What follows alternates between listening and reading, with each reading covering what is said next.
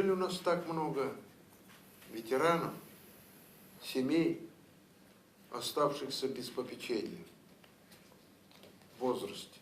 Соңғы 10 ел ішінде республикада дәулетнекі булмаған социаль ұйышмалар саны 10 тапқырға артып 30-ға жеткен. Бу әлі реестрда тіркәлгәннәре генә 20-сендә өлкәннәр һәм инвалидлар яшәсәм, унысында физик мөмкинлеге чикле балалар һәм яшүсмерләр көн күрә. Төп кыенлык мондый үзәкләрнең барысында ачыклап һәм тикшереп булмауда. Кеше өчен бу пенсионатлар. Анда безопасность булырга тиеш картлар өчен. Бар кем үзе җире, бар кем ятагына, аларны ниндер проблема булса, ничек аны икенче этаждан чыгартырга урамга. Мондый пансионатларны ел сайын Роспотребнадзор һәм гадәттән тыш хәлләр министрлыгы белгечләре тикшерә. Санитар таләпләр һәм янгын куркынычсызлыгы кагыйдәләре үтәлү мөһим. Ләкин шәхси йортларда урнашкан пансионатлар тикшерелә торган категориягә керми. Рәсми органнарга хәбәр ителмәү сәбәпле, аларда нинди белгечләр эшләвен, шартларның ничек булуын белүче юк. Хәзер бу юнәлештә тәртип урнаштыру өчен федераль закон проекты эшләнгән. Аны 2026 елда кабул итәргә җыеналар. Аннан соң шәхси картлар йортларына һәм пансионатларга лицензия алырга кирәк булачак. Но все это делать надо легально. Не воровски, в районе тихой сапой, а делать это, значит, легально на законных основаниях. Вы от них должны платить налоги, все как положено по закону, который действует в любом субъекте Российской Федерации.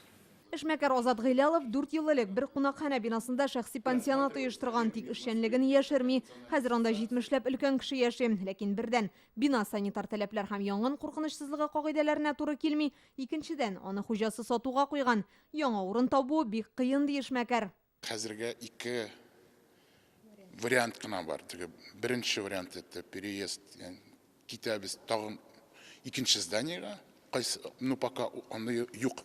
Таләпләр бик югары, МЧС, Роспотребнадзор. Альбина Сергеева Татарстан районнарындагы 8 пансионат челтәре хуҗасы. 250гә якын өлкән һәм авыру кешегә хезмәт күрсәтәләр. Лицензия булганда безнең менә открыто легально эшләгән генә организациялар, алар наоборот та тагын требованиялар тагын да зурак булачак. Кемнәр фатирларда эшлиләр, ябык эшлиләр, алар шул ук ведомстволар аларны белмиләр. И шуңа күрә мен кажется, алар лицензияны хәзердә требованияларны үтәмиләр. Лицензия булса да алар просто үтәмичәкләр. Бу бүген генә барлыкка килгән проблема түгел. Быел көзен генә дә республикада бер-бер артлы берничә шәхси пансионат ябылды. Иң тетрәндергәне Казанның Щербакова бистәсендә килеп чыккан хәл. Пенсия яшендәге әби үлеп киткәннән соң биредә картлар йорты булганлыгы ачыкланды. Шуннан соң пансионат вәкилләренең анда яшәгән кайбер әби бабайларның милкен үзенә күчергәнлеге билгеле булды. Биектау районының Каймар авылындагы шәхси йорттагы пансионатны да янгын куркынычсызлыгы һәм санитар таләпләр үтәлмәгәнгә күрә яптылар. Шул ук вакытта дәүләтнеке булган яңа пансионатлар салына.